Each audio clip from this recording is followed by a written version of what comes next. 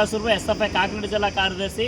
ఏదైతే సీఎం పర్యటన సందర్భంగా కాకినాడ జిల్లా తుని మండలం చామవారు వచ్చినటువంటి రాష్ట్ర ముఖ్యమంత్రి గారికి విద్యారంగంలో ఉన్న సమస్యలు పరిష్కారం చేయాలని, కాకినాడ జిల్లాలో విద్యారంగానికి తోడ్పాటు అందించాలని, నిధులు విడుదల చేయాలని కోరుతూ భారత విద్యార్థి ఫెడరేషన్ ఎస్ఎఫ్ఐ గత 2 రోజుల నుంచి పర్మిషన్ కోసం ప్రయత్నం చేసాం. పర్మిషన్ సీఎం గారికి వెళ్ళడానికి లేదు. సీఎం గారికి మీ సమస్యల్ని మేము దృష్టికి తీసుకురండి, మేము సీఎం గారి దృష్టికి తీసుకెళ్తామని జిల్లా అధికారులు హామీ ఇవ్వడంతో ఈరోజు ఉదయం 8 గంటలకి తుని రమ్మన్నటువంటి అధికారులు తుని వచ్చిన తర్వాత మా దగ్గర వినతి పత్రం తీసుకుని ఈరోజు రాజ్యాంగానికి విరుద్ధంగా, నిబంధనలకు విరుద్ధంగా సమస్యల మీద తీసుకెళ్తామని చెప్పిన వ్యక్తులు ఈరోజు నిర్బంధాన్ని విధించిన పరిస్థితి ఈరోజు కాకినాడ జిల్లాలో ఏర్పడింది.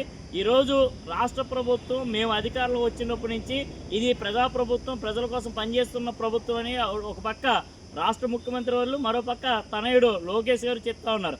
మాది పరదాల ప్రభుత్వం కాదని చెప్తా ఉన్నారు. మరి ఈరోజు తుని పర్యటన సందర్భంగా రాష్ట్ర ముఖ్యమంత్రి గారు వస్తున్న సందర్భంగా ఈరోజు ప్రభుత్వ అధికారులు చేసినటువంటి పోలీసు అధికారులు చేసిన పని ఏంటని మేము ఎస్ఎఫ్ఐగా అడుగుతూ ఉన్నాం.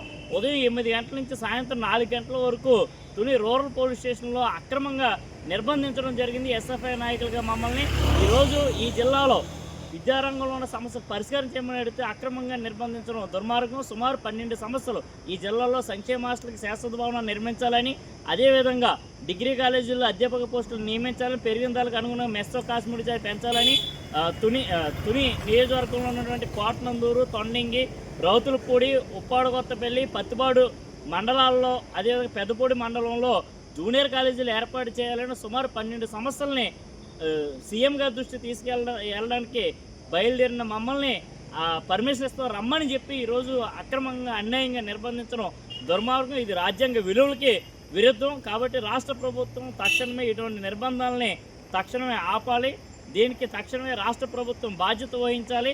ఈ సమస్యలని తక్షణమే పరిశీలించలేని పక్షంలో భవిష్యత్తులో విద్యార్థులందరినీ ఐక్యం చేసి ఈ రాష్ట్ర ప్రభుత్వం మీద పోరాడతామని, విద్యార్థులందరూ ఐక్యం చేసి పోరాడతామని రాష్ట్ర ప్రభుత్వాన్ని హెచ్చరిస్తా ఉన్నాం.